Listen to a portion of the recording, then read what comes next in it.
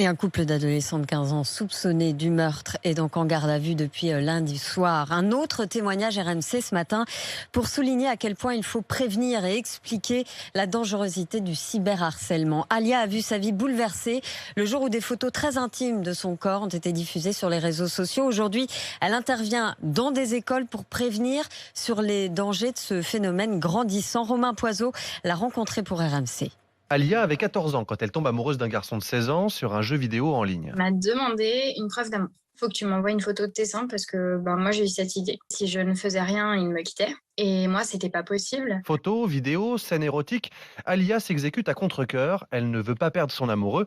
2 semaines plus tard, il diffuse le contenu sur les réseaux sociaux en se moquant d'Alia. Au collège, au lycée, des personnes que je ne connaissais même pas venaient à me critiquer ou à m'envoyer des messages sur Snapchat. Alors Alia, t'es chaude?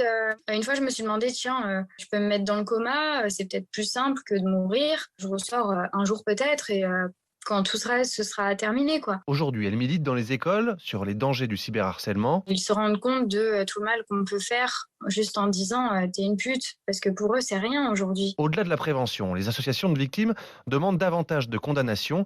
Elisa Salfati est membre de Stop Ficha. Quand on va porter plainte, 2-3 mois après, la plainte est classée. Faute de preuves, la justice n'est pas compétente. Plus de formation des policiers, mais aussi qu'il y ait des sanctions exemplaires à l'égard des cyberharceleurs. Un reportage est signé Romain Poiseau pour RMC.